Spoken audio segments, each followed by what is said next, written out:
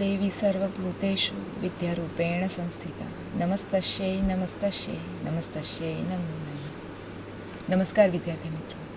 Doctor Baba Saheb Ambedkar open university દ્વારા સંચાલિત satellite open and distance learning પરામર્શન કાર્યક્રમમાં આપ સૌનું હાર્દિક સ્વાગત છે. બધા જ સેન્ટરો ઉપર વિદ્યાર્થી મિત્રો જેઓ DMCH આ અભ્યાસક્રમના છે બધે જ બેઠેલા હશે એવું અમે માની લઈએ છીએ. વિદ્યાર્થી મિત્રો, આજે આપણે DMCH એટલે કે માતૃબાળ આરોગ્ય અને કુટુંબ કલ્યાણનો ડિપ્લોમા આ અભ્યાસક્રમની શરૂઆત કરીએ છીએ. આ અભ્યાસક્રમની શરૂઆતમાં બ્લોક 1ની ચર્ચા કરવાના છીએ. આજે આપણે 2 કલાક માટે મળ્યા છીએ. શરૂઆતના કલાકમાં માતા અને સ્વાસ્થ્ય આ વિષયની ચર્ચા કરશું અને એના પછીના કલાકમાં સગર્ભા માતાની સાર સંભાળ આ વિષયની ચર્ચા કરશું. બંને વિષયની વિસ્તૃત ચર્ચા કરવાના છીએ. ચર્ચા કરીએ એ દરમિયાન આપને કોઈ પણ પ્રશ્ન ઊભો થાય તો તમે અમને ફોન કરીને પૂછી શકો છો. ફોન નંબર્સ આપની સામે છે, હું આપને એક વખત કહી દઉં: 232 13 096, 232 13 97, 232 13 101 અને ફેક્સ નંબર છે 232 13 102. આ ફોન નંબર્સનો ઉપયોગ આગલા 2 કલાક સુધી વિદ્યાર્થી મિત્રો આપ કરી શકો છો. આ ફોન નંબર દ્વારા આપને કંઈ પણ મૂંઝવતા પ્રશ્નો હોય જે વિષયને લગતા છે, આપ ચોક્કસ આ ફોન નંબર પર પૂછી શકો છો. હું આપને આજના આપણા વિષય નિષ્ણાતનો પરિચય કરાવી દઉં. આજે આપણી સાથે વિષય નિષ્ણાત તરીકે સ્ટુડિયોમાં ઉપસ્થિત છે ડૉક્ટર હરેશભાઈ દોશી. ડૉક્ટર દોશી, આપનું સ્ટુડિયોમાં સ્વાગત છે. Doctor Hareshbhai associate professor gynaec department, BJ medical college Ahmedabad સાથે સંકળાયેલા છે. વિદ્યાર્થી મિત્રો, એઓ આપના પુસ્તકના લેખક પણ છે. હાલ આપણી સાથે અહીં વિષય નિષ્ણાત તરીકે ઉપસ્થિત છે અને આપણી સાથે વિષયની વિસ્તૃત ચર્ચા કરવાના છે. હું એઓને વિનંતી કરું કે આજનું પરામર્શનની શરૂઆત કરે. ડૉક્ટર દોશી. આભાર ધાર્મિણીબેન. ડૉક્ટર બાબા સાહેબ આંબેડકર ઓપન યુનિવર્સિટીના આ માતૃબાળ આરોગ્ય અને કુટુંબ કલ્યાણના ડિપ્લોમામાં આપ વિદ્યાર્થી ભાઈઓ અને બહેનો જે રજિસ્ટર થયેલા છો તેમને હું આવકારું છું અને ખાસ તો અભિનંદન આપું છું. આ કાર્યક્રમ અમે જ્યારે વિચાર્યો, આપની યુનિવર્સિટીના વાઇસ ચાન્સેલર મેડમ આમ્રપાલી મર્ચન્ટે અમને સ્ત્રી રોગ નિષ્ણાતોને બોલાવ્યા અને અમારે આવા ડિપ્લોમા કાર્યક્રમ શરૂ કરવા છે, તો તરત જ અમે આનું એમને સજેશન આપ્યું કે આ એક બહુ જ જરૂરી કાર્યક્રમ છે.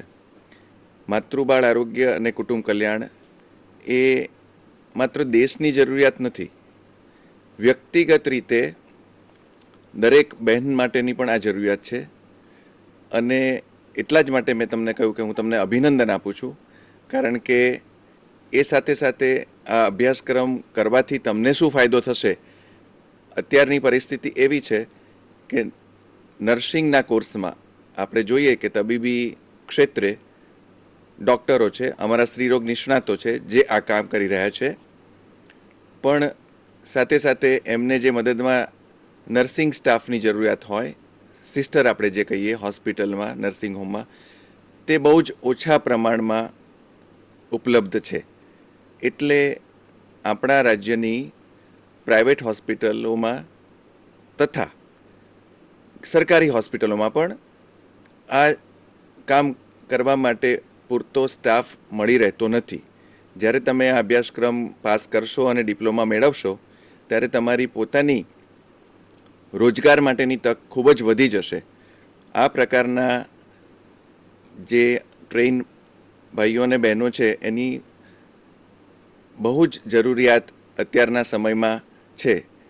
એટલે અમે મર્ચન્ટ મેડમને પણ કહ્યું કે આ અભ્યાસક્રમ ચાલુ કરવો જ જોઈએ અને એનો ખૂબ જ સારો પ્રતિભાવ આવશે. આજે આ અભ્યાસક્રમનું પ્રારંભિક પ્રવચન કે વ્યાખ્યાન ગણો, તેમાં હું તમને સૌને આવકારું છું. અને જેમ ધાર્મિણીબેને કહ્યું કે આપણે આજે 2 વિષયની ચર્ચા કરવાના છીએ. પહેલા કલાકમાં આપણે માતા અને સ્વાસ્થ્ય વિશે વાત કરવાના છીએ અને બીજા કલાકમાં સગર્ભા માતાની સાર સંભાળ. તમારી પાસે આ પુસ્તિકા છે જ અને એ પુસ્તિકામાં લેખક તરીકે તથા વિષય પરામર્શક તરીકે પણ મેં યોગદાન આપેલું છે. આ વસ્તુ તમારા માટે સાવ નવી હશે અને એટલે તમે આ વાંચો તો તમને ઘણા પ્રશ્નો થશે. અત્યારે પણ તમે પ્રશ્નો પૂછી શકો છો, પરંતુ જેમ જેમ આ વિષય આગળ વધશે, આગળના બીજા પુસ્તકોના પણ પ્રવચનો લેવાશે અને ખાસ કરીને જે પ્રેક્ટિકલ નોલેજ તમને હોસ્પિટલોમાં આપવામાં આવશે ત્યારે તમને વધારે એમાં સમજણ પડશે. એટલે અત્યારે આ વસ્તુ તમારા માટે જો અઘરી લાગે તો તમે વિદ્યાર્થી મિત્રો મૂંઝાશો નહીં. હવે આપણે વાત કરીએ કે માતા અને બાળ સ્વાસ્થ્ય ખૂબ જ જરૂરી છે. અત્યારે માત્ર દેશમાં નહીં, આખી દુનિયામાં આ વિષય ખૂબ જ કામ ચાલી રહ્યું છે અને ભારત જેવો દેશ જે વિકાસશીલ દેશ ગણાય, ઇંગ્લિશમાં અમે એને ડેવલપિંગ કન્ટ્રીઝ કહીએ, આપણે યુરોપ અમેરિકાને ડેવલપ કન્ટ્રીઝ કહીએ, તેમાં આ બહુ મુખ્ય પ્રશ્ન નથી. પણ બધા જ વિકાસશીલ દેશો, એશિયાના આપણા દેશો ભારત સાથે આ બહુ જ મહત્ત્વનો વિષય છે. અને ખાસ કરીને માતા મૃત્યુ દર, એને અમે અંગ્રેજીમાં મેટર્નલ મોર્ટાલિટી કહીએ છીએ, મેટર્નલ મોર્ટાલિટી રેટ, તે આપણા જેવા વિકાસશીલ દેશોમાં ખૂબ જ વધારે છે. એટલે કે દર 1000 સુવાવડે 4 માતા સુવાવડના કારણોના લીધે મૃત્યુ પામે છે. આ બહુ જ વધારે કહેવાય. એટલે કે એક વર્ષમાં ભારત દેશમાં 1 લાખ માતાઓનું સગર્ભાવસ્થાના કારણોને લીધે મૃત્યુ થાય છે આજની તારીખમાં. એને આપણે દિવસમાં જોઈએ અથવા તો મિનિટોમાં જોઈએ તો દર મિનિટે 1 માતા મૃત્યુ પામે છે. એ ખૂબ જ વધારે કહેવાય. આપણે અત્યારે આતંકવાદથી ગભરાઈએ છીએ, બીજા એક્સિડન્ટથી, નેચરલ કેલેમિટીસથી ગભરાવીએ છીએ, પણ આપણું આ 2 કલાકનું પ્રવચન મારું પૂરું થશે ત્યાં સુધીમાં 100થી વધારે માતાઓનું આપણા દેશમાં મૃત્યુ થઈ ગયું હશે. તો શું એ ગંભીર ન કહેવાય?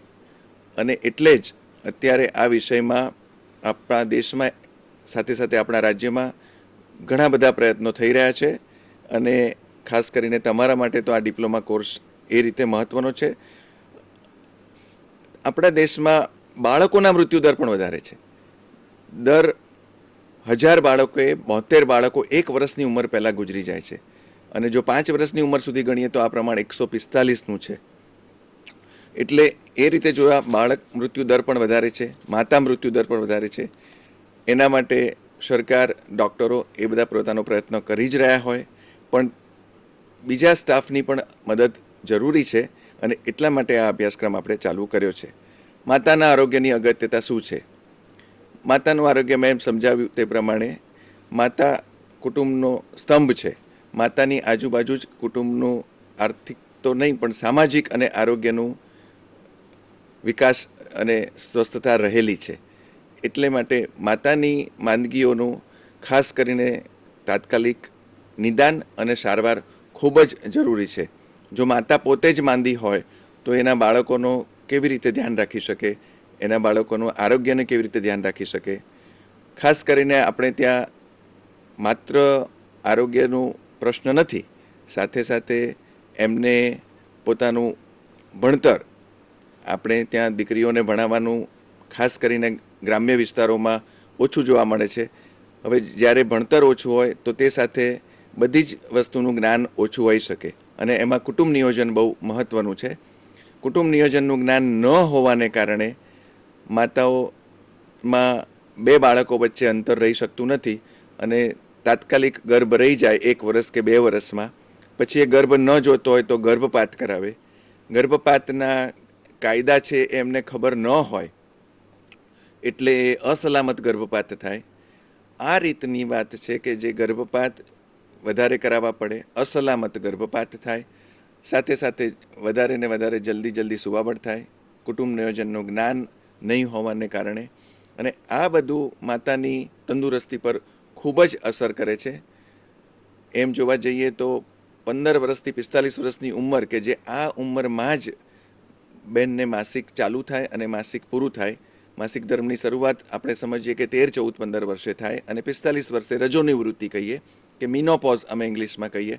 તે દરમિયાનમાં આ બધી તકલીફ થાય. જો માસિકમાં પણ લોહી વધારે જતું હોય, એની પણ માતા ધ્યાન ન રાખતી હોય, એ દરમિયાન માતાને લગ્ન કર્યા પછી શારીરિક સંબંધની પણ શક્યતાઓ છે. એ સાથે એના જાતીય રોગો પણ થઈ શકે. એટલે માત્ર સુવાવડના રોગો એક વસ્તુ છે, પણ સુવાવડના રોગોની સાથે સાથે આ પણ બીજા રોગો માતાના આરોગ્યને અસર કરે છે. અને એ બધાનું સાથે જ આપણે નિદાન અને ધ્યાન રાખીને એના કંઈ ઉપાય કરીએ તે માટે અત્યારે આ પ્રયત્નો બધા જ લેવલે ચાલી રહ્યા છે. આપણે બાળ આરોગ્યની વાત કરીએ. અગત્યતા જે તમારી પુસ્તિકામાં 2.1.2 તરીકે દર્શાવેલું છે. બાળકો દેશનું પ્રતિબિંબ છે. જો બાળકો તંદુરસ્ત તો દેશ તંદુરસ્ત. એ આવતીકાલની પેઢીના યુવાનો હશે અને એના પર જ દેશનો વિકાસ અવલંબે છે. તો એ પણ બહુ અગત્યની વસ્તુ છે. હવે આ અભ્યાસક્રમ અથવા તો અમારા મેડિકલના અભ્યાસક્રમમાં પણ માતા અને બાળ આરોગ્ય સાથે કેમ? કારણ કે એ બંનેનું એક પહેલેથી જોડાણ છે. માતા 9 મહિના સુધી પેટમાં બાળકનો વિકાસ થાય છે, ગર્ભનો વિકાસ થાય છે. ગર્ભસ્થ શિશુ આપણે એને કહીએ ગુજરાતીમાં. એ 9 મહિના સુધી બાળકનું પોષણ માતાના પોષણ ઉપર જ અવલંબે છે. માતા જે પણ વસ્તુ ખાય, જે પ્રમાણેનું એને તંદુરસ્તી રહે, એ તંદુરસ્તી સીધી જ બાળક ઉપર અસર કરે છે. ઉપરાંત પ્રસૂતિ થઈ ગયા એટલે સુવાવડ થઈ ગયા પછી 6 થી 9 મહિના સુધી બાળકને માતા ધાવણ આપે એના પર જ એનો વિકાસ થાય છે. એટલે એ પણ બાળક અને માતાનું અવિભાજ્ય અંગ આપણે ગણી શકીએ. તે પછી પણ ભવિષ્યમાં જે શરૂઆતના તબક્કામાં મોટાભાગે માતા જ બાળકનું ઉપરનું પણ દૂધ આપવાનું હોય કે બીજો ખોરાક આપવાનો હોય, કઈ જાતનું પોષણ આપવાનું હોય અને કઈ રોગની રસીઓ મુકાવવાની હોય, એ બધું જ માતા જ વધારે બધા કુટુંબોમાં ધ્યાન રાખતી હોય છે.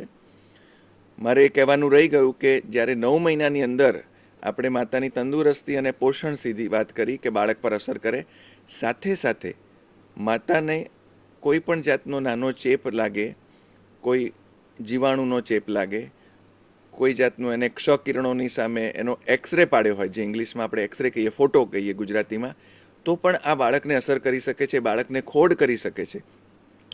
આ બધી વસ્તુ એક સાથે એટલી સંકળાયેલી છે કે એટલા માટે માતા અને બાળ આરોગ્યની ચર્ચા આપણે સાથે જ કરવા માગીએ અને એ કરવી જરૂરી છે. માતા અને બાળ સ્વાસ્થ્યની હાલની પરિસ્થિતિમાં આપણી પુસ્તિકામાં લખેલું છે કે દર વર્ષે 5 લાખ માતાઓ આખા દુનિયામાં મૃત્યુ પામે છે. અને મેં અગાઉ કહ્યું એ પ્રમાણે આપણા દેશમાં 1 લાખ માતાઓ એટલે 20% આખી દુનિયાની માતા મૃત્યુઓ દરનો પ્રમાણ આપણા દેશમાં છે. એ ખૂબ જ વધારે છે, ચિંતાજનક છે. જો આપણે બાળકોની વાત કરીએ તો બાળકોમાં પણ એ બહુ જ વધારે છે. મેં કહ્યું એ પ્રમાણે દર 1072 બાળકો 1 વર્ષ પહેલાં ગુજરી જાય છે. આ આંકડાઓ થોડા આગા પાછા થાય, 70 બતાવે કે 90 બતાવે, પણ એ બહુ જ મોટી રેન્જ છે કે બહુ જ વધારે પ્રમાણમાં આ વસ્તુ છે. હવે આપણે આગળ વાત કરીએ તો આ માતા અને બાળ આરોગ્યને અસર કરતા પરિબળો કયા કયા છે? તમે સૌ જાણો જ છો કે એક તો સામાજિક પરિબળ, કે આપણા સમાજ વ્યવસ્થા એવી છે કે સ્ત્રી અને પુરુષને સરખું પ્રાધાન્ય આપવામાં આવતું નથી. ખાસ કરીને કુટુંબ લેવલે તો ખરું જ, કે દીકરીના ઉછેરમાં જ થોડો ભેદભાવ રાખવામાં આવે છે. ઘરમાં પણ દીકરી અને દીકરો હોય તો દીકરાને ઘણી બધી વસ્તુની છૂટ હોય, એના પાછળ બધી વસ્તુનો ખર્ચો કરવામાં આવે, એના ભણતર પાછળ પણ વધારે ખર્ચો કરવામાં આવે, જ્યારે દીકરીને પોષણ, ભણતર, બધી સગવડોથી વંચિત રાખવામાં આવે. એ પ્રારંભિક રીતે જ આ જે ભેદભાવ થઈ જાય છે તે આગળ જતાં એ જ દીકરી માતા બનવાની છે, એ જ માતા બાળકોને જન્મ આપવાની છે. એટલે તેના આરોગ્યને ખૂબ અસર કરે છે. સામાજિક વ્યવસ્થા એકદમ તાત્કાલિક બદલી નાખવી બહુ શક્ય ન હોઈ શકે, પણ અત્યારથી જ આપણે સજાગ થઈએ. બધી જ જગ્યાએ આ વસ્તુની ચર્ચા થાય છે. અને ખાસ કરીને અત્યારે તો તમને બધાને ખબર હશે જ કે સગર્ભાવસ્થા દરમિયાન ખાસ કરીને બાબો બેબીની તપાસ કરાવી અને બેબીનું લોકો ગર્ભપાત કરાવી નાખતા હતા. એના માટે કાયદો તો બહુ જ પહેલાંથી હતો, 10 વર્ષ પહેલાંથી, પણ છેલ્લા 4 વર્ષમાં ખૂબ જ કાયદો સખ્ત થવાથી હવે આપણે એના કંઈ પરિણામ જોઈ શકીશું. બાકી તો 2000ના વર્ષમાં જે કન્યા જન્મનો દર, પુત્રી જન્મનો દર ઘટી ગયો એ બહુ ચિંતાજનક હતો. આ માટે હું સારું એક ઉદાહરણ આપું કે એના માટે બધા જ જવાબદાર ગણી શકીએ આપણે. સમાજ, કુટુંબ, માતા પિતા, ડૉક્ટરો બધા જ. અને અત્યારે તો બહુ સખ્ત કાયદો છે, એટલે કોઈ પણ આ જાતની વાત કરે, કોઈ પણ બેન મારી પાસે સોનોગ્રાફી કરાવવા આવે અને પાછળથી ધીમે રહીને કે સાહેબ કહો છો તમે બાબો છે કે બેબી છે, તરત જ હું મોટી બૂમ પાડું, પોલીસ બોલાવો. અત્યારે સખત કાયદો છે અને એની બધાને ખબર પડે તો આ 2-5 વર્ષમાં અટકી જશે, નહીંતર આના બહુ ગંભીર પરિણામો આવી શકે. આ વસ્તુ બહુ જ આપણે સેન્સિટિવ પ્રશ્ન છે એમ કહીએ, એટલા માટે મેં આમાં 2 મિનિટ વધારે કાઢી. પણ છતાં મારી બહેનોને એક વસ્તુ ખાસ જણાવવાની કે આ સમાજ વ્યવસ્થા એવી છે કે શું થાય છે, દીકરીનો જન્મ થયો, એ દીકરી એ દિવસે કુટુંબમાં જ્યારે એનો જન્મ થયો ત્યારે એના માતા પિતા જો પહેલું બાળક હોય તો કહેશે લક્ષ્મી છે એમ કરીને થોડુંક કમ અને પણ વધાવી લેશે. પણ જો આગળ બેબી હોય ને જો બીજી વાર બેબી આવે તો બહુ જ એમને ગમતું નથી. એટલે જ્યારે દીકરી જન્મી ત્યારે જ એને આવકારી નહોતી આ દુનિયામાં. હવે સમજો કે 20 વર્ષ પછી એ દીકરી માતા બને છે. હવે એ પોતે માતા બને છે, એ પોતે જન્મી ત્યારે એને દુનિયામાં લોકોએ આવકારી નહોતી. એ માતાને પણ એની સમાજ વ્યવસ્થા એવી છે, એમના ઘરવાળા, એના સાસરીવાળા કે ગમે તે રીતે એનું માનસિક પરિસ્થિતિ એવી હશે કે જો એને દીકરી આવશે તો એને પણ ગમશે નહીં. જ્યારે પોતે દીકરી હતી ત્યારે એને દુનિયામાં લોકોએ આવકારી નહીં.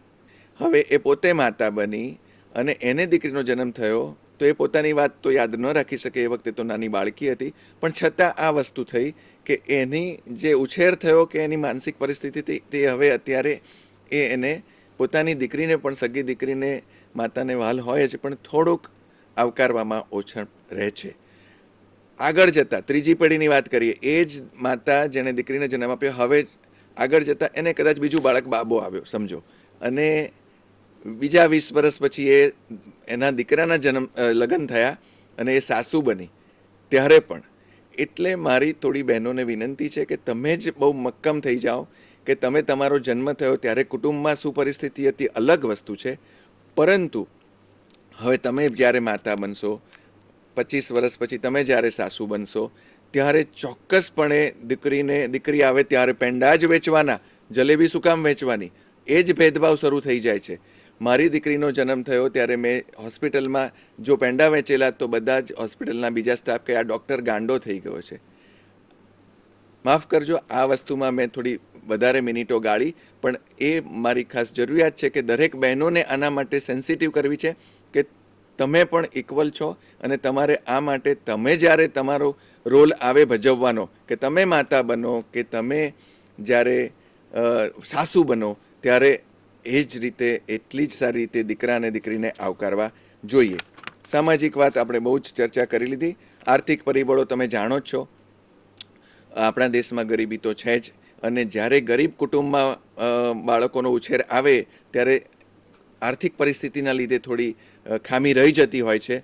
સાથે સાથે એને તરત જ કમાવા મોકલી દેવામાં આવે છે નાના બાળકોને, એટલે એનું ભણતર બાજુ પર, એનું પોષણ ઓછું અને વધારાનું એની પાસે કામ કરાવવામાં આવે, અને આ પોષણ અપૂરતું હોવાને કારણે આર્થિક કે સામાજિક કે પોતે કામ કરવા માંડે, બાળમજૂરી કરવા માંડે, એટલે એને કુપોષણ, અને કુપોષણ એકવાર થાય કે ઓછું પોષણ મળે, જ્યારે બાળકનો નાનપણમાં વિકાસ થવાનો હોય ત્યારે જ આ ખામી રહી જાય તો એ બધા રોગોને નોંતરે છે.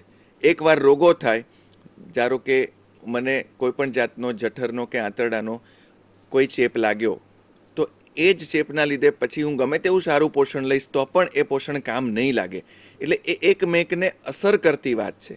પહેલાં તમે ઓછું ખાઓ, તમારી પાસે આર્થિક પરિસ્થિતિ નથી કે તમને એનું જ્ઞાન નથી કે આ ખોરાક ખાવો જોઈએ, અને કાં તો તમે મજૂરી કરવા જતા રહો, જે બાળક મજૂરી કરે છે તેમની વાત છે, એવા પણ કુટુંબો ઘણા હોય છે, અને પછી એમના લીધે એમને રોગો થાય છે. આ રોગો ફરી પાછું કુપોષણને વધારે જલદ બનાવે છે. તબીબી પરિબળોની વાત કરીએ, અમારા ડૉક્ટર માટેની જ વાત કરીએ કે મોટાભાગના ડૉક્ટરોને શહેરમાં જ રહેવું હોય છે, શહેરમાં જ પ્રેક્ટિસ કરવી હોય છે.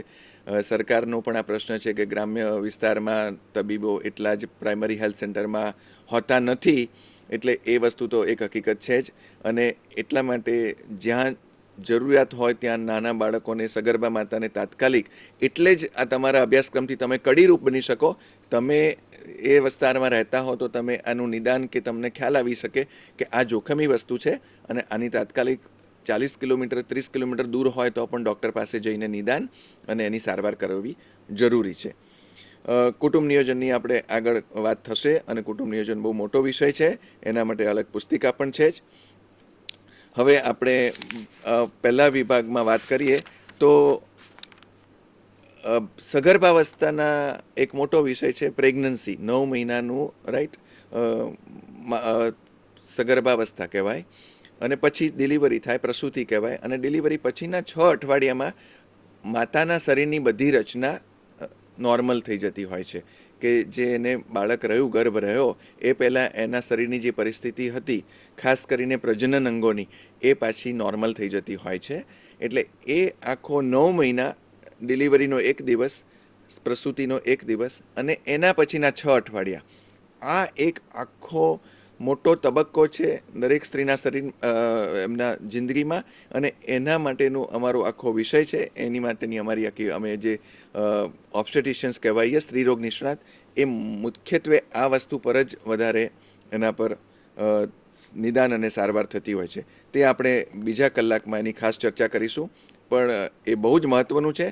એની સાથે સાથે હવે સરકારે પણ અને બીજી રીતે પણ માતાના આરોગ્યને લગતા પ્રશ્નોની, બીજા પ્રશ્નોની પણ તકલીફો, કે માતાને પ્રજનન તંત્રમાં કયા કયા બીજા રોગો થઈ શકે એ માટે પણ સરકાર સજાગ બની છે. અને નવા કાર્યક્રમ હેઠળ, કે અમે એને RCH કહીએ છીએ, કે રિપ્રોડક્ટિવ એન્ડ ચાઇલ્ડ હેલ્થ ઇંગ્લિશમાં, એ પણ 10 વર્ષથી અસ્તિત્વમાં આવ્યું, પણ અત્યારે તો RCH ફેઝ 2 ચાલે છે. એટલે કે સરકારના લેવલે કે એના માટેના બધા કાર્યક્રમો આવે છે. Reproductive and child health means પ્રજનન અને બાળ સ્વાસ્થ્ય. પ્રજનન સ્વાસ્થ્ય મેં કહ્યું, પ્રજનન સ્વાસ્થ્ય એટલે પ્રજનન તંત્રને લગતા બીજા રોગો અને સગર્ભાવસ્થા. સગર્ભાવસ્થા એક મોટો વિષય છે, એ આપણે અલગથી લઈએ છીએ, પણ અત્યારે પ્રજનન તંત્રને લગતા રોગો માટે હું તમને જણાવું છું. સામાન્ય રીતે દરેક બેનની અંદરની શરીરની રચના માટે આ એક રબરનું મોડલ છે. આ રબરના મોડલમાં આ જે છે એ ગર્ભાશય છે, આટલું ગર્ભાશય છે. આ એક નળી છે, આ બીજી નળી છે, આ અંડાશય છે, આ અંડાશય છે. એટલે 2 અંડાશય હોય, જમણું અને ડાબું, 2 નળીઓ હોય, જમણી અને ડાબી. ગર્ભાશય એક જ હોય. અને નીચેનો ભાગ જે છે એ માસિકનો ભાગ કહેવાય, શરીરનો ભાગ કહેવાય, અને યોનિ માર્ગ કહેવાય ગુજરાતીમાં. એના અલગ અલગ શબ્દો છે. આ ગર્ભાશયને લગતા રોગો, નળીને લગતા રોગો, અંડાશયને લગતા રોગો, એ બીજા રોગોની આપણે અત્યારે વાત કરવા માગીએ છીએ. આમાં આ ગર્ભાશયમાં બાળક રહે અને આ ગર્ભાશય મોટું થાય, 9 મહિના જે પેટ ઉપરથી બાળક આપણને દેખાય, તે સગર્ભાવસ્થાની વાત છે. પણ એના સિવાય જો માતાને કયા કયા બીજા રોગો થઈ શકે અને એની આપણે શું દવા કરવી જોઈએ, તે વિશે અત્યારે આપણે ચર્ચા કરીશું. પહેલાં તો આ ગર્ભાશયના રોગોમાં જોઈએ તો એક શ્વેતપ્રદર, એટલે કે સફેદ પાણી, શરીર ધોવાવું ગુજરાતીમાં. આ એક બહુ સામાન્ય રોગ છે. મોટાભાગે બહુ નાની ઉંમરની છોકરીઓને, કે બહુ જ રજો નિવૃત્તિ પછી, એટલે 50 વર્ષ પછીની બહેનોને ઓછો જોવા મળે છે. ખાસ કરીને જે આ માસિક ધર્મનો ગાળો છે 15 થી 45 વર્ષ, એ સમયમાં વધારે જોવા મળે છે. સહેજ પાતળું પાણી, સફેદ પાણી, તો 2 માસિકની વચ્ચે બીજ છૂટું પડે ત્યારે પણ, માસિક આજે 5 તારીખે આવ્યું અને મહિના પછી બીજી 5 એટલે 5મી માર્ચે આવવાનું હોય, તો 2 માસિકનો વચ્ચેનો ગાળો એટલે 20 ફેબ્રુઆરી આજુબાજુ એ બેનને કોઈ પણ જમણા કે ડાબા અંડાશયમાંથી બીજ છૂટું પડે, અને એ બીજ જ્યારે છૂટું પડે ત્યારે પાણી, સફેદ પાણી સેજ જાય, એ કુદરતી કહેવાય, એ રોગ ન કહેવાય.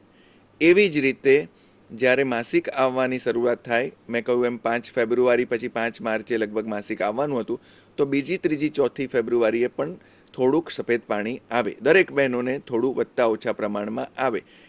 તે પણ કુદરતી કહેવાય, એ કોઈ રોગ ન કહેવાય. તો કઈ વસ્તુને રોગ કહેવાય? તો એના માટે યોનિ માર્ગમાં ચેપ થતા હોય છે. એ ચેપ જીવાણુથી થતા હોય છે. જીવાણુમાં 3 પ્રકારના અલગ અલગ જીવાણુ હોય છે. એક તો ફંગસ ઇન્ફેક્શન કહીએ છીએ, એટલે ફંગસનો ચેપ, એટલે ફૂગ.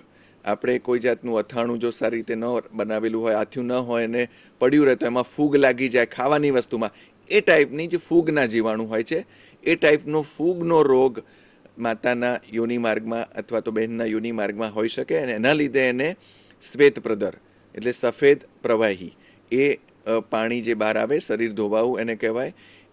એ જ્યારે ફૂગનો રોગ હોય તો એમાં ખૂબ જ જાડું પાણી હોય છે, દહીંના ફોદા જેવું, અને સાથે સાથે ખૂબ જ માસિકની જગ્યાએ યોનિ માર્ગની આજુબાજુ ખંજવાળ આવે છે. એટલે એનું અમે શારીરિક તપાસ ઉપરથી, બહેનની શારીરિક તપાસ ઉપરથી, ગુપ્તાંગોની તપાસ ઉપરથી નિદાન કરીએ છીએ. અમારી પાસે સાધન હોય છે, એ સાધન તમને પણ ભણાવવામાં આવશે કે યોનિ માર્ગની અંદર એ સાધન મૂકી અને અંદરના ભાગમાં કયો ચેપ છે એ જાણીએ શકીએ છીએ.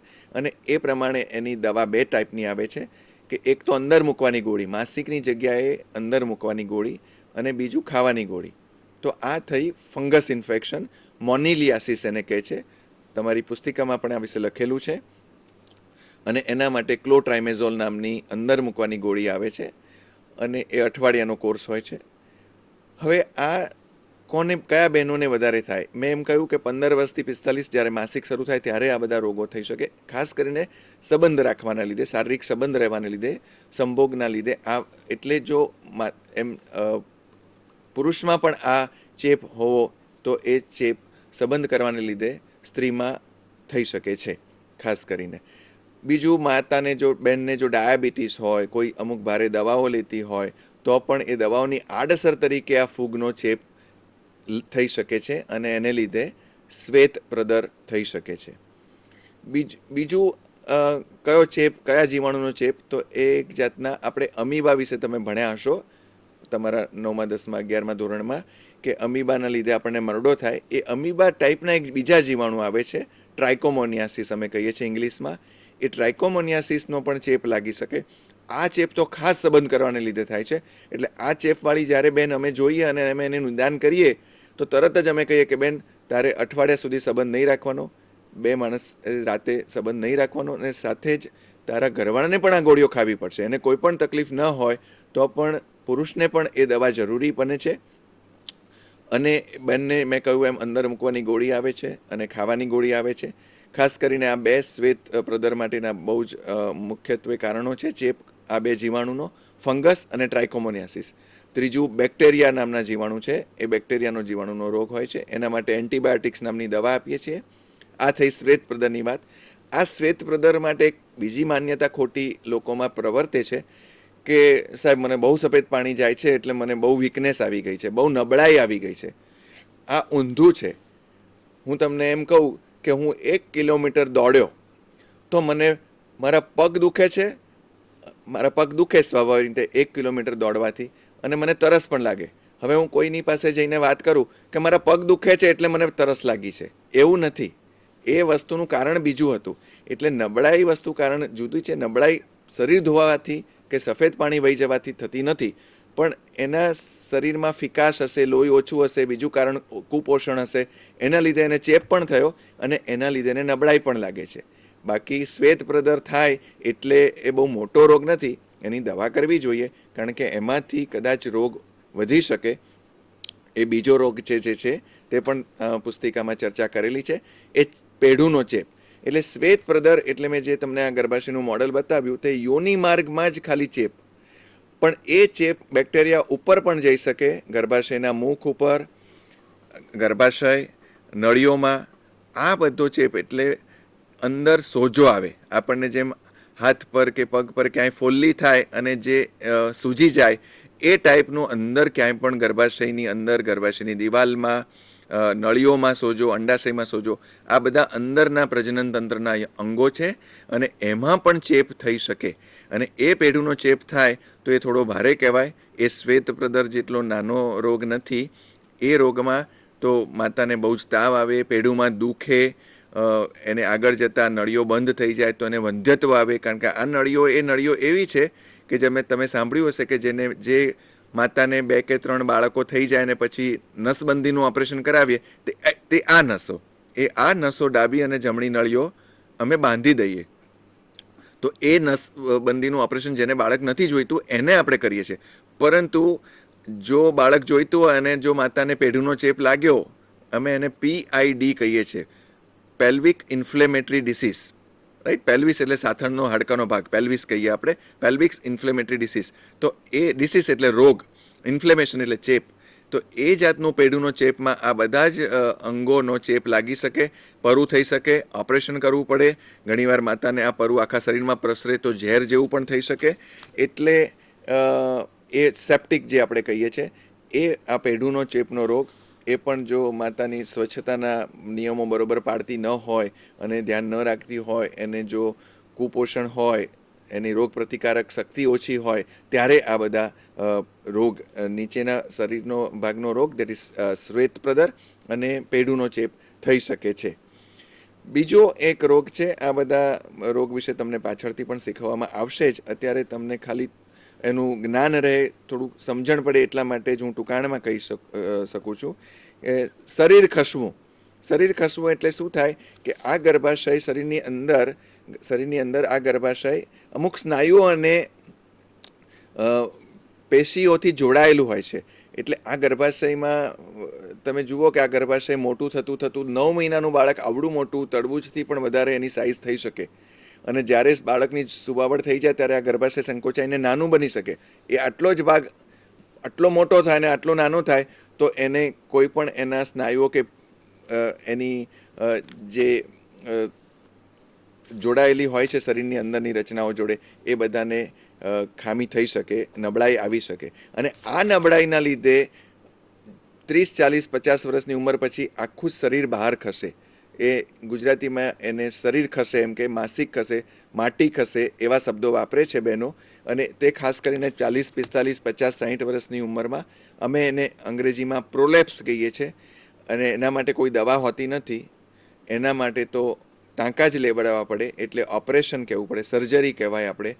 એ ખાલી માતા કે કોઈ બહેન તમને જ્યારે પણ તમે તમારા અભ્યાસક્રમ પછી કોઈ બહેનને કંઈ પણ સારવાર કે નિદાન અર્થે પૂછવા જાઓ અને જો એમ તમને ફરિયાદ કરે કે મારું શરીર ખસે છે, તો એ આ રોગ છે કે ગર્ભાશય આખું નીચે આવે, થોડો યોનિમાર્ગ બી નીચે આવે. કારણ કે સુવાવડ વખતે આ ગર્ભાશયે બહુ જ કામ કર્યું હોય, સંકોચાયું હોય અને બાળકને ધક્કો માર્યો હોય, તે રીતે જ પ્રસૂતિ થાય. તો એ સાથે એની જે સ્નાયુઓને જે થોડી ખામી થઈ હોય, ખેંચાયા હોય, નબળા પડ્યા હોય, એ સ્નાયુઓ હવે ગર્ભાશયને પકડી ન રાખે અને ગર્ભાશય નીચે ખસે અથવા તો શરીરનો ભાગ નીચે ખસે અને એના લીધે શરીર ખસવાનો રોગ પણ થઈ શકે. બીજી માસિકની તકલીફો સ્વાભાવિક રીતે જ માસિક સમ શરૂ થાય એટલે કે 13, 14, 15 વર્ષ અને રજો નિવૃત્તિ આવે એટલે કે મિનોપોઝ આવે 45, 50 વર્ષ ત્યાં સુધીમાં જ થાય. એ પહેલાં તો માસિક આવતું નથી, પછી માસિક બંધ થઈ જાય છે. મિનોપોઝ પછી સગર્ભાવસ્થાના 9 મહિના દરમિયાન પણ માસિક બંધ થઈ જાય છે. માસિક બંધ થાય એટલે જ ખબર પડે છે બેનને કે હવે બાળક રહ્યું છે. પણ જે બાકીનો ગાળો 15 થી 45 વર્ષમાં જે માસિક આવે છે તેમાં 2 વસ્તુ થઈ શકે છે કે માસિક અનિયમિત આવવા માંડે અને કાં તો માસિક બહુ જ આવે. અને ત્રીજી વસ્તુ, માસિક વસ્તુ બરોબર છે પણ માસિક સાથે દુખાવો થાય. આ 3 બહુ મુખ્યત્વે રોગો છે કે અનિયમિત માસિક 15 દિવસે આવી જાય, 20 દિવસે, મહિનો પૂરો જળવાય નહીં 2 માસિક વચ્ચે. તો એના માટે ડૉક્ટર પાસે જવું જરૂરી છે. અમુક વાર એની તપાસ કરી, અમુક બ્લડ ટેસ્ટ કરાવવા પડે. લોહીના પરીક્ષણ પરથી ખબર પડે કે કયા રોગના લીધે એમનું માસિક બદલાઈ ગયું છે અને વહેલું આવવા માંડે છે કે બહુ જ ખેંચાઈ જાય, 3 મહિના 4 મહિના ન આવે. તો એના માટે થાઇરોઇડની તપાસ કરાવવી પડે. પિચ્યુટરી કરીને મગજમાં એક ગ્રંથિ છે, એ પિચ્યુટરીના અંતઃસ્ત્રાવોની તપાસ કરાવવી પડે અને એ પ્રમાણે અમે નિદાન કરીએ છીએ. બેનની ગર્ભાશયની બી તપાસ કરાવવી પડે. એના માટે અમે સોનોગ્રાફી, આજકાલ હમણાં આપણે સોનોગ્રાફીની પહેલાં વાત કરી તેમ સોનોગ્રાફીના લીધે બીજા ઘણા ફાયદા છે. ખાલી બાબો બેબી તપાસ જે ખોટી વસ્તુ થઈ રહી છે એ નથી, પણ ઘણી જ વસ્તુનું નિદાન અમે સોનોગ્રાફીથી, એટલે સોનોગ્રાફીમાં અત્યારે સ્ત્રી રોગ નિષ્ણાત માટે બહુ જરૂરી સાધન છે. એમાં આ એક વસ્તુ મેં કહી એ પ્રમાણે કે માસિક ચડી જાય, માસિક ઓછું આવે, માસિક મોડું આવે, બાળક ન રહ્યું હોય છતાં 2 મહિનામાં સુધી માસિક ન આવે, તો એ માટે કયો રોગ છે એની નિદાન અને તપાસ કરાવવી જરૂરી છે. ખૂબ જ માસિક આવવા માંડે, ખૂબ જ 3 દિવસ ભલે આવે પણ બહુ જ 2-3 પેડથી ચાલે નહીં અને અશક્તિ આવી જાય, લોહી ઓછું થઈ જાય, એ વસ્તુ જે છે તેમાં ઘણીવાર ગાંઠ હોઈ શકે ગર્ભાશયની દિવાલમાં, ગર્ભાશયના દિવાલમાં સોજો કે દિવાલ જાડી થઈ હોઈ શકે. અને ત્રીજું, અંદરની ચામડી. માસિક એટલે શું? ગર્ભાશયની અંદરની ત્વચા, આપણે જેમ બહારની ચામડી છે, વાળ ઉગે છે અને વાળ ખરી જાય, માથાના વાળ જેમ કપાવવા પડે છોકરાઓને ખાસ, તો એ રીતે જ માસિકની અંદરની ચામડી ઉગે અને ખરે. એ 1 મહિના સુધી ઉગતી રહે, વિકાસ થાય, અને પછી જો બાળક ન આવે તો એ જે અંદરની ચામડી ખરે એને માસિક કહીએ છીએ આપણે. એ અંદરની ચામડી જ હોય છે ગર્ભાશયની, બીજું કશું નથી હોતું. હવે એ ચામડી જો ફૂલી જાય, વધારે ભેગી થઈ જાય તો બહુ જ માસિક આવે. એટલે એ બહુ માસિક આવે એનું નિદાન કરાવવું પડે. એના માટે નાના ઓપરેશન, ક્યુરેટિંગ કહેવાય, કે મોટા ઓપરેશનની પણ જરૂર પડે. એ બધી વસ્તુ આગળ તમને થોડું વિસ્તારમાં ભણાવવામાં આવશે જ. બીજી એક વસ્તુ છે કેન્સર. 2 વસ્તુના કેન્સર આપણા ત્યાં વધારે જોવા મળે છે. બહેનના આખા શરીરની વાત કરીએ કોઈ પણ સ્ત્રીના તો 3 કેન્સર. એક ગર્ભાશયના મુખનું કેન્સર. આ ગર્ભાશય યોનિ માર્ગની અંદર એક મુખ દેખાય છે, તે ગર્ભાશયનું મુખનું કેન્સર છે. એ મુખનું કેન્સર સૌથી વધારે છે આપણા દેશમાં. બીજું અંડાશયનું કેન્સર. અંડાશયનું કેન્સર, અંડાશયનું, આ એક ગર્ભાશયનું મુખનું કેન્સર છે. આ અંડાશય છે, જમણું કે ડાબું 2 અંડાશય, ગર્ભાશયનું મુખ. અને ત્રીજું બ્રેસ્ટ કેન્સર, સ્તનનું કેન્સર. એ આપણી બહેનોમાં વધારે જોવા મળે છે. ગર્ભાશયના મુખના કેન્સરમાં બહુ જ વહેલી તપાસ કરાવી શકાય, અને પેપ ટેસ્ટ નામનો એક ટેસ્ટ આવે છે, એમાં પાણીનો રિપોર્ટ કરાવવો જોઈએ કે ગર્ભાશયના મુખ પર સહેજ શરૂઆતમાં ચાંદી પડે કે એની રચના થોડી બદલાય, તે નરી આંખે ન દેખાય તો એનું માઇક્રોસ્કોપથી જોવું પડે. એ પાણીના રિપોર્ટ કરાવે તો પાણીમાં એ ગર્ભાશયના મુખના થોડા કોષો આવે, તો એ પેપ ટેસ્ટ ઉપરથી પણ આપણને ખ્યાલ આવી શકે કે એ બેનને આગળ જતાં કેન્સર અત્યારે છે કે નહીં, આગળ જતાં થવાનું છે કે નહીં. અને આ પ્રમાણે બહુ જ આપણા દેશમાં વધારે છે. એટલે કોઈ પણ બેન જો 35-40 વર્ષની ઉંમર પછી એમ કહે કે મને બહુ જ સફેદ પાણી જાય છે, તો કોઈવાર સફેદ પાણીનું કારણ આ કેન્સર પણ હોઈ શકે. જે શ્વેત પ્રદરની આપણે આગળ વાત કરી કે ચેપના લીધે હોય, ક્યારેક કેન્સરના લીધે પણ હોય. અને ખાસ કરીને 2 માસિકની વચ્ચે જો લોહીનો ડાઘ પડી જાય, સહેજ સ્પોટિંગ કહીએ અંગ્રેજીમાં, તો અથવા તો સંબંધ રાખે બેન, ત્યારે સંભોગ પછી પણ જો સહેજ માસિક આવે તો એ આ ગર્ભાશયના મુખના કેન્સરની નિશાની છે. અને એવી બહેનોને આપણે બેદરકારી ન રાખવી જોઈએ, અને તરત જ સ્ત્રીરોગ નિષ્ણાત પાસે તપાસ કરાવી અને એનો ટેસ્ટ કરાવી લેવો જોઈએ કે કેન્સર છે કે નહીં. એટલે આ એક પ્રજનન તંત્રના રોગોમાં આપણે આગળ જોયું એમ શ્વેતપ્રદર, પેઢુનો ચેપ, શરીર ખસવું, માસિક સંબંધી તકલીફો અને કેન્સર એ એક બહુ મોટો વિષય છે. હવે આ પ્રજનનતંત્રનો રોગ નથી પણ એને લગતું છે, એટલે રજોનિવૃત્તિ. 45 કે 50 વર્ષ પછી માસિક બંધ થઈ ગયું, મિનોપોઝ આવી ગયો. ઉંમર કદાચ આગી પાછી 2 વર્ષ થાય, 48 વર્ષે આવે કે 52 વર્ષે, દરેક બેનને આ આવવાનું જ છે, રજોનિવૃત્તિ થવાની જ છે. એ સાથે સાથે અમુક અંદરના હોર્મોન્સ બદલાય છે. ખાસ કરીને સ્ત્રીઓનો હોર્મોન જે ઇસ્ટ્રોજન અમે અંગ્રેજીમાં કહીએ છીએ, એ બહુ જ ઓછો થઈ જાય છે. અને એના લીધે અમુક શરીરમાં ફેરફારો થતા હોય છે, માનસિક ફેરફારો બી થતા હોય છે. આપણે જોઈએ તો ખાસ 50 વર્ષની ઉંમર પછી જ્યારે મિનોપોઝ આવે તો ચીડિયાપણો સ્વભાવ થઈ જાય, ઘરમાં બધાની જોડે ગમે નહીં, ફાવે નહીં, કજિયા થાય, ઝઘડા થાય. એ બધું સ્વાભાવિક છે. એ શરીરના અંદર હોર્મોન્સ બદલાય તેથી બહેનોને થતું હોય છે. એ ધીમે ધીમે 6-12 મહિનામાં ઓછું થઈ જ જાય છે. એ કોઈ મોટો રોગ નથી. પરંતુ મિનોપોઝ પછી જે ઇસ્ટ્રોજન હોર્મોન ઓછો થઈ ગયો, એના લીધે 2 વસ્તુ ખાસ થઈ શકે કે હાડકાં નબળા પડે. એટલે હાડકાની રચના ઓછી થઈ, હાડકું દરરોજ થોડું થોડું નવું કેલ્શિયમના લીધે બનતું હોય, હાડકાં મજબૂત રહેતા હોય, એ બનતું હોય અને અંદરનું જે જૂનું હાડકાનો ભાગ હોય એ નાશ પામતો હોય. એટલે આખું ફેરબદલ જે થયા કરતી ક્રિયા હોય તે ઓછી થઈ જાય, નવું હાડકું બનવાનું ઓછું થાય. એટલે હાડકાં બરડ બને અને 50, 55, 60 વર્ષ પછી સ્ત્રીઓમાં એમને એમ કુદરતી પડી ગયા, બાથરૂમમાં પડી ગયા અને ફ્રેક્ચર થઈ ગયું, તે વસ્તુ વધારે જોવા મળે છે. કારણ કે પુરુષમાં આ હોર્મોન ઓછો થતો નથી, જે હોર્મોન પુરુષના હોર્મોન જે હાડકો બનાવે છે એન્ડ્રોજન નામનો, પણ સ્ત્રીઓમાં એકદમ જ ઓછો થઈ જાય ઇસ્ટ્રોજન. એટલે આ એક જોખમ મોટું થાય છે. એટલે બહેનોને કેલ્શિયમ લેવાની, દૂધ પીવાની આપણે સલાહ આપવી જોઈએ 50 વર્ષ પછી, ખાસ જરૂરી છે. બીજો એક રોગ, એક વસ્તુ સારું છે કે બહેનોને આ ઇસ્ટ્રોજન નામનો જે હોર્મોન માસિક દરમિયાન મળી રહે છે, શરીરમાં હોય છે, તે હૃદય રોગ ઓછો કરવામાં બહુ જ, હૃદય રોગની સામે રક્ષણ આપે છે, બહુ જ ફાયદાકારક છે. એટલે આપણે જોઈએ કે બહેનોમાં કોઈ દિવસ હાર્ટ એટેક 30-35 વર્ષે, પુરુષોમાં આપણા કુટુંબમાં કે ક્યાંક જોવા મળ્યો હોય 35-40 વર્ષો, બહેનોને હાર્ટ એટેક આવતો નથી. એ વસ્તુ એમને 50 વર્ષ પછી થઈ શકે. એટલે 50 વર્ષ પછી આ બે વસ્તુનું ખાસ બહેનોને તકલીફ રજો નિવૃત્તિ પછી થતી હોય છે. ઇસ્ટ્રોજનના લીધે ચામડી પણ સૂકી થઈ જાય, એટલે થોડી યોની માર્ગની પણ તકલીફ થાય, પેશાબની પણ તકલીફ થાય, બધી ચામડીઓ થોડી સૂકી પડે, એના લીધે એમને તકલીફ, થોડો ચેપ લાગી શકે.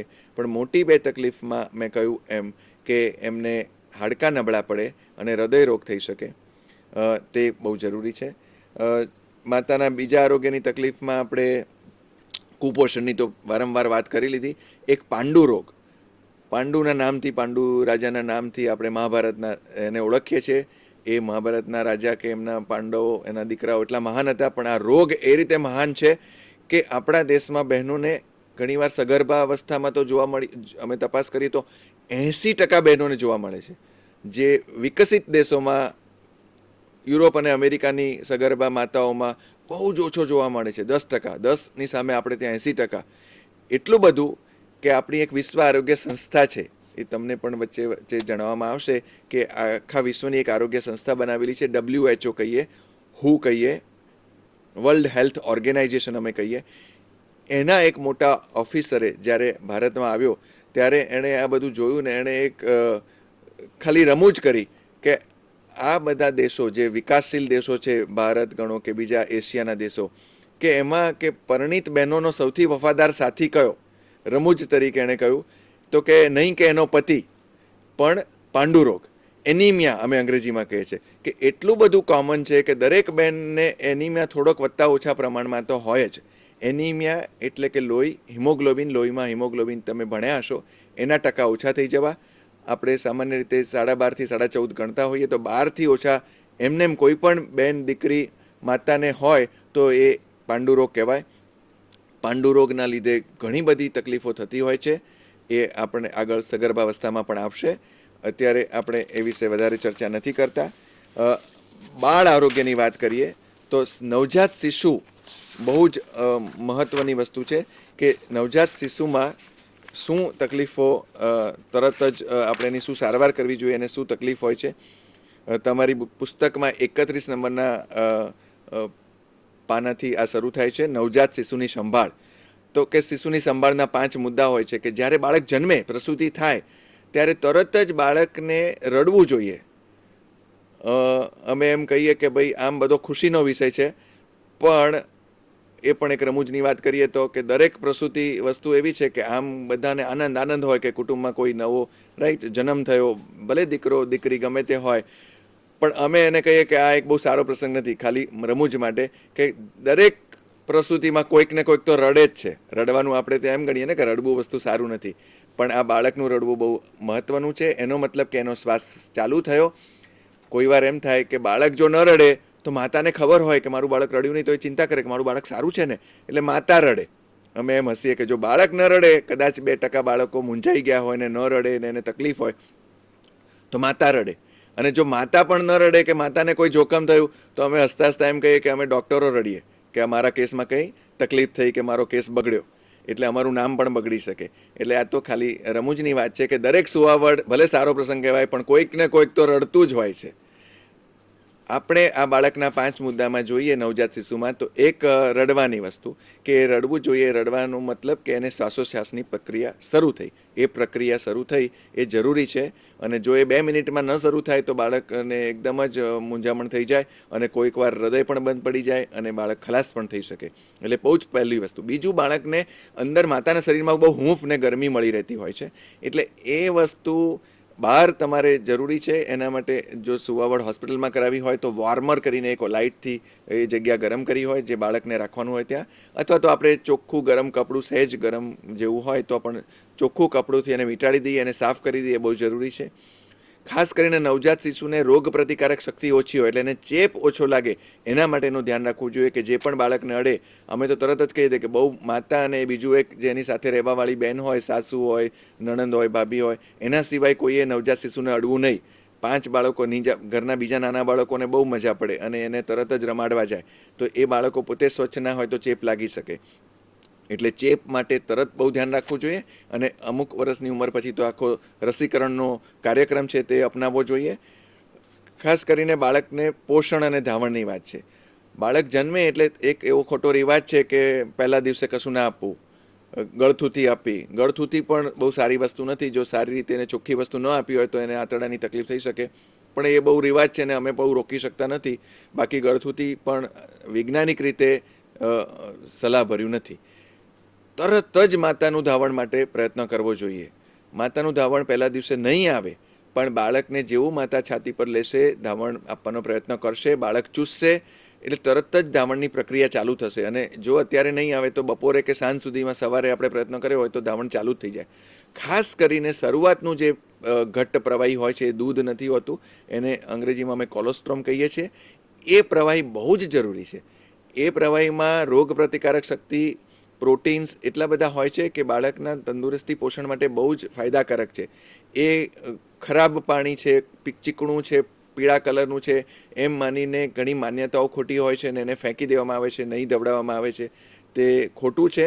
ખાસ કરીને આજ પછી તમને પણ ક્યારેય તમારા મોટી બહેનો કે તમારી ભાભી કે ક્યારેય પણ સુવાવડ થાય તો આ વસ્તુ તમે યાદ રાખજો અને કહેજો જ કે તરત જ ધાવણ આપવાનું અત્યારના વૈજ્ઞાનિક રીતે સલાહભર્યું છે અને જરૂરી પણ છે.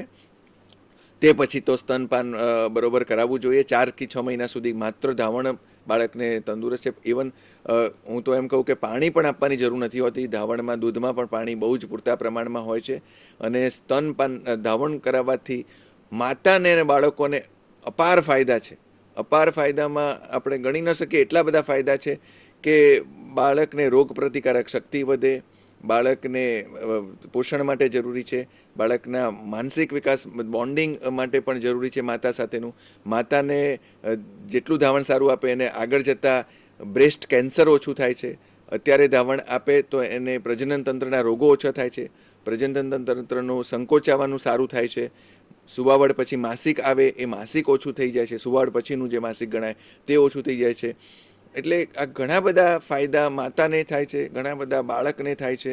એટલે આ બાળકના આંતરડાના અનુરૂપ આ ભગવાને બનાવેલું છે, કુદરતની વસ્તુ છે, સ્વાભાવિક રીતે જ બહુ જ સચોટ હોઈ શકે. એટલે એ ધાવણમાં જે જરૂરી તત્વો છે એટલા જ છે. જો આપણે ઉપરનું દૂધ આપીએ તો એમાં જરૂરી સાથે બીજા તત્વો પણ જાય. એને સાથે કોઈ વાર ચેપ લાગી શકે. ઉપરનું દૂધ આપીએ તો કોઈ વાર એને ડાયેરિયા થઈ જાય એટલે ઝાડા થઈ જાય. એ બધું જો માતાનું ધાવણ ન આવે કે માતાને કોઈ રોગ થયો અને ધાવણ ન આપી શકીએ તો એવા તબક્કામાં ગાયનું દૂધ સૌથી સારું છે. તો ગાયનું દૂધ આપવું જોઈએ. બાકી ગમે તે દૂધ બધા આપે છે પણ સૌથી વધારે માતાના દૂધની નજીક ગાયનું દૂધ છે અને એના માટે આપણે આગ્રહ રાખવો જોઈએ. એટલે એ આપણે ખાસ જરૂરી છે. હવે રસીકરણના કાર્યક્રમનું આમાં આખો તમારા આમાં લખેલો છે પ્રોગ્રામ, અને એ પ્રમાણે જન્મ્યા પછી તરત જ પહેલા મહિનાની અંદર BCGની એટલે ક્ષયની રસી, આપણા દેશમાં ક્ષય રોગ ખૂબ જ છે, ડાબા બાવડા પર આ રસી આપે છે. અને એ રસી સાથે એક 0 પોલિયો ડોઝ કહે છે, પોલિયોના ટીપા. તમે બધે જાહેર ખબરમાં વાંચ્યું હશે, પલ્સ પોલિયોને એ રીતે ખાસ નાબૂદ થઈ ગયો છે આપણા રાજ્યમાં એમ કહી શકીએ. પછી 1.5 મહિનાના અંતરે 3 પોલિયોની રસી મૂકાવવામાં આવે છે આ નવજાત શિશુ બાળક જેમ મોટું થાય એ પ્રમાણે. સાથે સાથે ત્રિગુણી રસીના ડોઝ ચાલુ થઈ જાય છે, ત્રિગુણીનો પહેલો, બીજો અને ત્રીજો ડોઝ. પછી 9 મહિને એને ઓરીની, મિઝલ્સની રસી મૂકવામાં આવે છે. 1.5 વર્ષથી 2 વર્ષમાં આ ત્રિગુણીને પોલિયોના પૂરક ડોઝ આપવામાં આવે છે. 5 વર્ષે, 10 વર્ષે ધનુરનું અથવા તો દ્વિગુણી રસી આપવામાં આવે છે. જે બાળક જન્મે છે, આપના પેજ નંબર 32 પર આ લખેલું છે, તફાવત આપેલો છે. બધા તફાવત ઠીક છે, તમારા લેવલે તમારે જાણવાની જરૂર નથી. પણ જે બાળક નબળા જન્મે છે, એટલે અમે એમ કહીએ કે 2.5 કિલો વજન નોર્મલ કહેવાય કે સામાન્ય વજન 2.5 કિલો બાળકનું હોવું જોઈએ. જો 2.5 કિલોથી ઓછું હોય તો બાળક ઓછા વજનવાળું કહેવાય. અને ઓછા વજનવાળા બાળકને ઘણા બધા રોગો થઈ શકે. એ ઓછા વજનવાળા બાળક બે પ્રકારના હોઈ શકે. કાં તો વહેલું જન્મ થયો હોય એટલે 9મા મહિને જન્મ થવાના બદલે 7મા મહિને 8મા મહિને જન્મ થઈ જાય, અથવા તો કે જન્મ 9મા મહિને થયો પણ અંદર જ એનું પોષણ ઓછું હતું, માતાને કોઈ પણ જાતનો રોગ હતો અને એના લીધે બાળકનું વિકાસ અંદર ન થયો એટલે પૂરા મહિને જન્મેલું પણ વજન ઓછું. આ બે પ્રકારના છે. એવા વધારે હોય છે, 2/3 બાળકો, 60-70% બાળકો એવા જ હોય છે કે ભલે પૂરા મહિને જન્મ્યા હોય પણ વજન 2.5 કિલોથી 2 કિલો, 2.5 કિલો હોય. અને બીજા છે અધૂરા મહિને જન્મેલા, એટલે અધૂરા મહિને જન્મેલા pre term delivery, pre mature, અને એને અમુક રોગ ખાસ થઈ શકે છે. ખાસ કરીને શ્વાસની તકલીફ થઈ આવે ને 1-2 દિવસમાં શ્વાસ એનો એટલો બધો વધી જાય, ફેફસા એના ખુલે નહીં અને એને વેન્ટિલેટર નામના સાધન પર રાખવું પડે, 10-12 હજાર 15,000ના ભારે ઇન્જેક્શન આપવા પડે અને એ પછી કદાચ બચવાની શક્યતા પણ 100% નથી હોતી. એને કમળો થઈ શકે, કોઈ પણ જાતનો ચેપ લાગી શકે. એટલે અધૂરા મહિને જન્મેલા બાળકો જરા વધારે જોખમી છે. પણ આજકાલ વિજ્ઞાન એટલું બધું વધ્યું છે કે નવજાત શિશુ નિષ્ણાતો, પીડિયાટ્રિક અથવા નિયોનેટલ અમે કહીએ ઇંગ્લિશમાં, કે neonatal ICU, intensive care unit, ICU શબ્દ તમે ક્યાંક સાંભળ્યો હશે. એ ઇન્ટેન્સિવ કેર યુનિટ મોટા લોકો, આપણા પુખ્ત ઉંમરના સ્ત્રી પુરુષો માટે પણ એ વિભાગ હોય છે. આપણને એટેક આવે કે કોઈ મોટો રોગ થાય ત્યારે. પણ નવજાત શિશુ માટે એટલે નિયોનેટલ ICU હોય છે. અને એમાં આવા બાળકોને અત્યારે ખાસ બચાવી શકાય છે. 800 ગ્રામ, 900 ગ્રામ, 1 કિલોગ્રામના બાળકો પણ, 7મા મહિને જન્મેલા બાળકો પણ બચાવી શકાય છે. પણ એ બહુ ખર્ચાળ સારવાર છે અને બને ત્યાં સુધી અમે કોઈ પણ બહેનો સગર્ભાવસ્થામાં હોય ત્યારે એવી જ દવા કરીએ કે એને અધૂરા મહિને સુવાવડ ન થાય, પૂરા 9 મહિના સુધી ખેંચે, કે જેથી આ તકલીફ આપણને ન થાય. આપણે બાળકોનો જ્યારે 1 વર્ષનું થઈ જાય પછી, અથવા તો જન્મ થઈ ગયા પછી પહેલા અઠવાડિયે કે પહેલા મહિના સુધી એને નવજાત શિશુ કહેવાય છે. ત્યાં સુધીના એને જોખમો વધારે હોય છે. પછી એનો વિકાસ અને વૃદ્ધિ જોવાનો હોય છે. અને વિકાસ એટલે શું કે જ્યારે જેમ જેમ ઉંમર વધે એટલે બાળકની સમજવાની, અમુક ક્રિયા કરવાની, રાઈટ, એ વિષયને વિકાસ કહે છે. અને વૃદ્ધિ એટલે એની ઊંચાઈ વધે અને વજન વધે. આ બે ને વૃદ્ધિ એટલે વિકાસ અને વૃદ્ધિ આમ શબ્દો સરખા લાગે પણ આપણા માટે એ અલગ વસ્તુ સમજવાની કે વિકાસ એટલે ઉંમર વધવાની સાથે બાળકના રોજિંદા વિવિધ કાર્યો કરવાની, શીખવાની, સમજવાની શક્તિ. ધારો કે આપણે જાણીએ કે 3 મહિનાનું બાળક થયું તો માથું ટટ્ટાર રાખી શકે, તે જરૂરી છે. 6 થી 8 મહિનાનું કે મોડું 9 મહિના સુધી બાળક સ્વતંત્ર રીતે બેસી શકે, 12 મહિને ચાલતા થઈ શકે, પણ કંઈક પણ પહોળા પગે અથવા તો કંઈ સપોર્ટ લઈને ચાલી શકે. આ બધીને વિકાસ કહે છે કે આ એના અમે અંગ્રેજીમાં માઇલસ્ટોન કહીએ છીએ કે અમુક ઉંમરે આ નોર્મલ જો બાળક હોય તો એનો વિકાસ નોર્મલ થતો હોય તો આ વસ્તુ જોવા મળે જ. એટલે તમે જો 6 મહિનાનું બાળક લઈને જાઓ અને જો એ ટેકા વગર સ્વતંત્ર રીતે બેસી શકતું ન હોય અથવા 7-8 મહિના સુધી પણ ન બેસી શકે તો તરત જ બાળકોનો ડૉક્ટર કહે કે ભાઈ આનો વિકાસ ઓછો છે, આને તમારે ધ્યાન આપવું પડશે, અને પૂરતું પોષણ આપવું પડશે. એ વસ્તુ સાબિત થાય છે. એવી રીતે વૃદ્ધિ ઉંમર પ્રમાણે આપણા સમાજ માટેના, આપણા બાળકો માટેના આલેખપત્રો હોય છે કે ભાઈ ચાર્ટ કહીએ આપણે અંગ્રેજીમાં, કે ભાઈ 4 મહિને કે 6 મહિને બાળકનું વજન ડબલ થવું જોઈએ. 2.5 કિલો હોય તો 5 કિલો, 12 મહિને 3 ગણું થવું જોઈએ. એટલે 3 કિલોનું 6 થયું હોય 4 થી 6 મહિનામાં તો 12 મહિને એ આપણે 9 કિલો વજન થવું જોઈએ. એટલે વજનની પ્રક્રિયા દર વખતે વજન કરતા જ જાય. નવજાત બાળક જન્મે પછી એનો જે વિકાસ થાય તે બહુ જરૂરી છે. આ વૃદ્ધિ માપવા માટેનું વજન દરેક બાળકોના ડૉક્ટર તમે બતાવવા જાઓ એટલે કરે જ. બહુ સામાન્ય વજનના કાંટા ઉપર જ આ કરી શકાય છે. એવી રીતે એમની ઊંચાઈ માપવી જોઈએ. નવું જન્મેલું બાળક 50 સેન્ટીમીટરનું આશરે હોય, પહેલા વર્ષે 25 સેન્ટીમીટર વધે, એટલે પહેલા વર્ષે બહુ જ હાઇટ વધી જાય બાળકની. પછી દર વર્ષે 6, 8, 10, 12 સેન્ટીમીટર 5 વર્ષ સુધી વધતી હોય છે. અને એ 5 વર્ષ સુધીનો એનો આપણે રેકોર્ડ રાખવો જોઈએ, ચાર્ટ કરવું જોઈએ, અને એના પરથી આપણને ખબર પડે ખાસ કરીને બાળકને પોષણ બરોબર મળે છે કે નહીં એના માટે. બાળકનો માથાનો ઘેરાવો અને છાતીનો ઘેરાવો, માથાનો ઘેરાવો વધારે જ હોય. જો મગજનો કોઈ વિકાસ ઓછો થતો હોય તો માથાનો ઘેરાવો છાતીના ઘેરાવાના પ્રમાણમાં ઓછો હોય. એના પરથી આપણને ખ્યાલ આવી શકે. બાવડાનો માપ લે છે, આર્મ સર્કમ્ફરન્સ અમે કહીએ છીએ, એટલે બાવડાનો વચ્ચેના ભાગમાંથી આ મેઝર ટેપથી, પટ્ટીથી માપે છે. અને જો એ 13.5 સેન્ટીમીટરથી વધારે હોય તો એ બરોબર કહેવાય. 12.5 સેન્ટીમીટરથી ઓછું હોય તો એ નબળું બાળક કહેવાય. ખાસ કરીને પ્રોટીન્સ બાળક ઓછું લેતું હોય ત્યારે એને કુપોષણનો રોગ થઈ શકે છે. તો આ બધી થઈ માતા અને બાળ આરોગ્યની વાતો. એમાં આપણે સ્વચ્છતાની વાતો મેં નહીં લીધી. તમે આ સ્વચ્છતાના સિદ્ધાંતો અંદર બહુ જ સારી રીતે આપેલા છે. ખાસ કરીને રોજ નાહવું જોઈએ, અઠવાડિયામાં 2 વાર નાહવું જોઈએ, નખ કાપા રાખવા જોઈએ. અને આ બાળકોની વાત થઈ, ચેપી માણસોથી દૂર રહેવું જોઈએ. કોઈ પણ ચેપ લાગે તો તરત જ એની દવા કરાવવી જોઈએ. સ્વચ્છતા માટે બહુ જરૂરી છે. માતા અથવા બહેનોની સ્વચ્છતા માટે ખાસ કરીને માસિક ધર્મ વખતે સાચવવું જોઈએ કે જે પેડ વાપરે, કપડાં વાપરે તે બહુ જ ચોખ્ખા હોવા જોઈએ. ગુપ્તાંગોની રૂંવાટીને વારંવાર સાફ રાખવી જોઈએ કારણ કે એમાં પણ જીવાણુ બેસી શકે. જો સંબંધ કર્યા પછી રોગ થતો હોય તો પુરુષની પણ દવા કરાવવી જરૂરી છે. એટલે આ બધી સ્વચ્છતાના સિદ્ધાંતો સાથે વણી લેવામાં આવેલું છે. મને લાગે છે કે આપણે ટાઈમ થઈ ગયો છે એટલે પહેલો વિભાગ જે માતા અને બાળકોનું આરોગ્ય સ્વાસ્થ્ય વિશે આપણે વાત કરી તે વિશેના તમે પ્રશ્નો હું દારૂણીબેનને કહીશ કે મોકલાવશો અને પછી 10 મિનિટ પછી આપણે સગર્ભાવસ્થાનું જે વધારે જરૂરી છે તે વિશે ચર્ચા કરીશું. વિદ્યાર્થી મિત્રો, ખૂબ જ સુંદર ચર્ચા આપણી ચાલી રહી છે, પણ 1 કલાકનો સમય પૂરો થવા આવ્યો છે તો અહીં એક નાનકડો બ્રેક લઈએ છીએ. માત્ર 10 મિનિટના વિરામ બાદ તરત જ આ જ વિષયની ચર્ચાને આગળ વધારીએ છીએ. નમસ્કાર.